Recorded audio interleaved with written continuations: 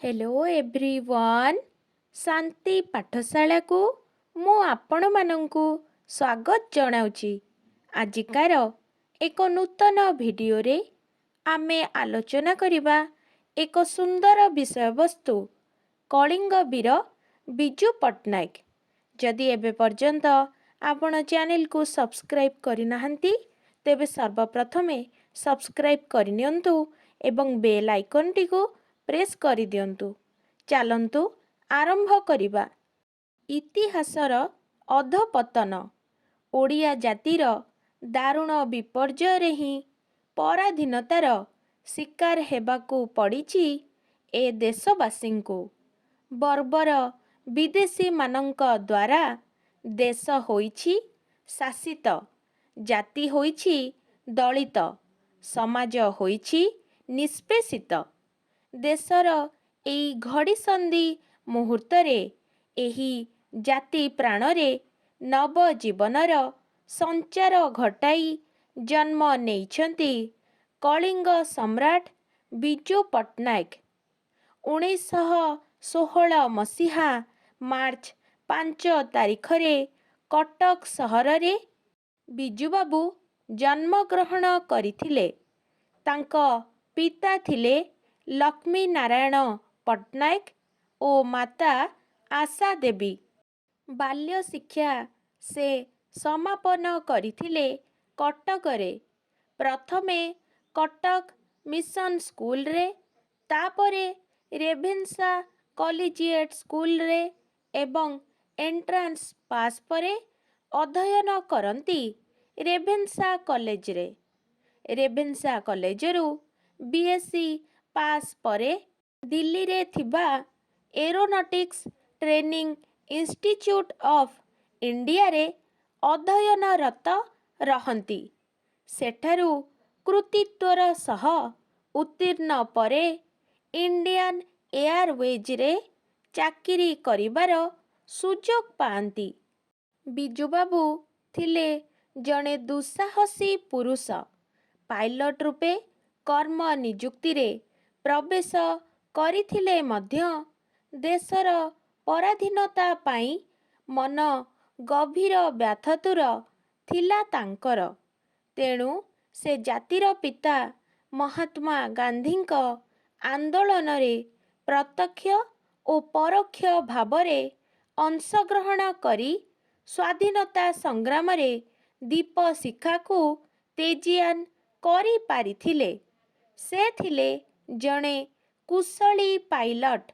सेतेबेले Indonesia Dutch कबलरे थाए।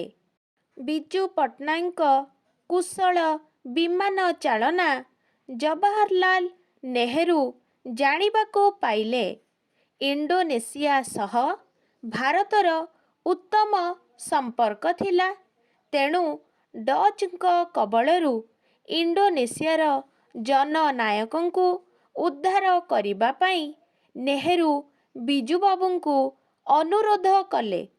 बिजू बाबू एही अनुरोध रक्षा करी एक डाकोटा विमान नेई इंडोनेशियार राजधानी जाकर्तारे पहुंची सेठारे कौशल क्रमे राष्ट्रपति सुकर्णो, प्रधानमंत्री हरिहर एवं उपराष्ट्रपति मोहम्मद हट्टांकु उद्धार करी दिल्ली नेई आसीथिले। किछि दिन परे इंडोनेशिया स्वाधीन हेला। किंतु बिजू बाबूंक दुस्साहस को सेमाने भूली पारिले नाही। तेणु इंडोनेशिया सरकार तांकु भूमिपुत्र उपाधि रे भूषित करिथिले। बिजू बाबू थिले प्रचंड स्वाभिमानी। ओडिशा पाई तांको मनरे थिला गर्व ओ अभिमान।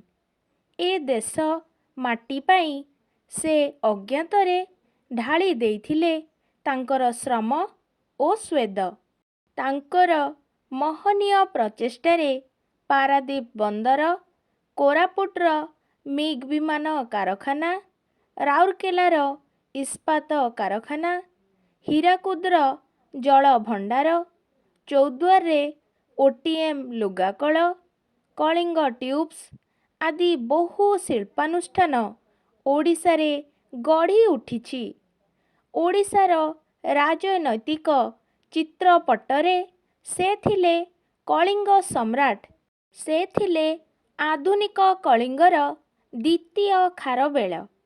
ଏକାଧିକ ଥର ସେ ଓଡ଼ିଶାର ମୁଖ୍ୟମନ୍ତ୍ରୀ ଆସନରେ ଅଧିଷ୍ଠିତ ହୋଇଛନ୍ତି।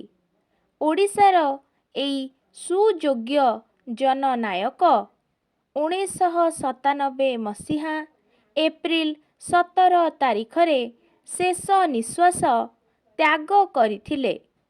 ତାଙ୍କର ଏଇ ମହାପ୍ରୟାଣ ଏ ଦେଶ ପାଇଁ ପ୍ରକୃତରେ ଏକ ଅପୂରଣୀୟ କ୍ଷତି।